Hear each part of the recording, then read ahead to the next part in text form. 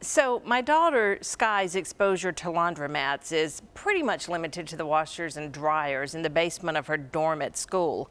She described this one as peaceful and calm, with a glorious bathroom. A laundromat with a glorious bathroom? Has anybody ever called a bathroom glorious before? She went on to tell me the place is filled with rows and rows of washing machines and dryers, even a play area for children with a little gate around it. And they have changing tables all over the place, she said. That let me know right then and there this girl's been sniffing too much fabric softener. Sky, I told her, they aren't changing tables, they're folding tables for your clothes. So, that is a mom-to-mom column from Augusta Family Magazine, and I hope that all of you pick up Augusta Family Magazine when you're at the doctor's or the dentist or around town in the yellow boxes. And the reason that we have them is because of this lady right here.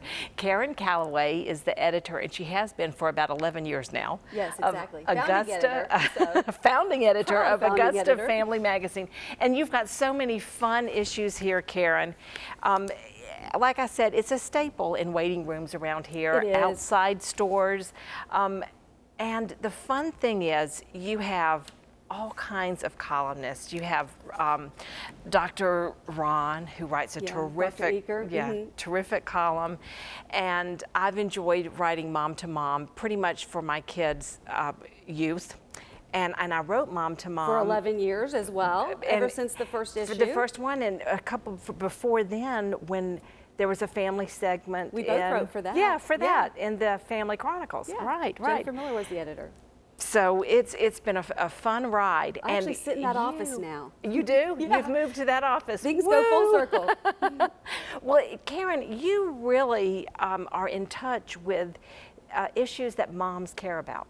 And your magazine is very specific. You know, each issue has a focus. And how have you been able to compile that over the years? You know, I spend a lot of time reading other publications, talking to parents. I have a little sister that's 15 years younger than me. She's got a 4-year-old and a 7-year-old. That is always a great place to get story ideas. Our art director has 2 little boys. So even though my children are grown and I'm an empty nester now, I still have lots of people around me. Our publisher's daughter is 4 years old, so Ashley's, you know, bringing it on too. So it's really always engaged me. I love children and I love family life, and so it's still not hard after 11 years to come up with the next year's story budget. That's terrific. That's terrific. Well, you have 2 great kids, Trip and Cece. Yes, I do. And just fill me in on them real quick. Oh, well, Cece's finishing her last year at the University of Georgia, and Trip started his first job in Atlanta in February. So they're both doing great. And we have watched each other's kids grow up, because when we started writing and started this magazine, we had the little kids. And you said to me before we came back from the break. I met you when you first moved here through volunteer work. Yep. Exactly right. And exactly you had little people. I had little ones, and I was also carrying one that I didn't know about when I first moved here. the great surprise, Sky, who didn't know a lot about laundromats in that in that mom-to-mom column. Did your kids ever give you a hard time about what you write? Oh my gosh, well the big thing in our family is nobody ever knows in advance. It's a big secret. And when they all lived at home, when everybody was there, this always made me feel good. They wanted me to read it. You know, I would get it or somebody would pick it up, but they wanted me to read it out loud. And I always thought that was kind of fun. Yeah, that was neat. Now that they're gone, I send them the online version, you know, and share it with them that way.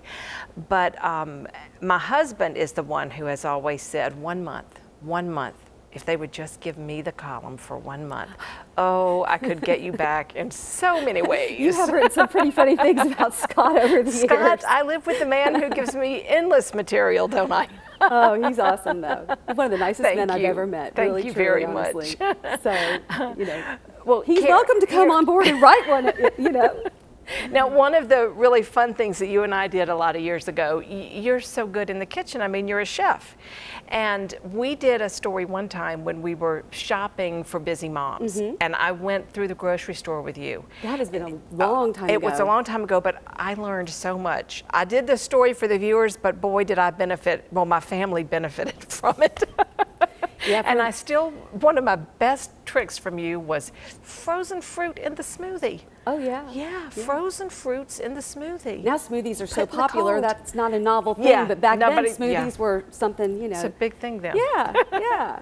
Well, So- Karin, it is always wonderful to see you, and thank you so much for your time today. And be sure to pick up the latest edition of Augusta Family Magazine, and one of the most popular features in it is that calendar every month, and it'll keep you aware of everything going on in the area related to your family. We'll be right back. You know Augusta is home to the world's most prestigious golf course, but did you know the Garden City is also home to the biggest private Judy Garland collection? Michael Seward shares his world-renowned collection of gowns and Judy memorabilia next time. And that's our time today. Thank you so much for watching. Our guests provided a jam-packed show with a lot of information about the arts, support for caregivers, tons of family resources in the Augusta Family Magazine, and help for women experiencing hair loss.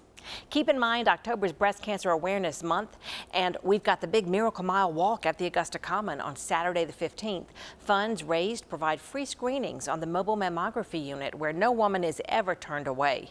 And in Aiken, the Pink Ribbonette Ladies are sponsoring the 7th annual Pink Ribbon Tea coming up on Thursday the 20th at 2 p.m.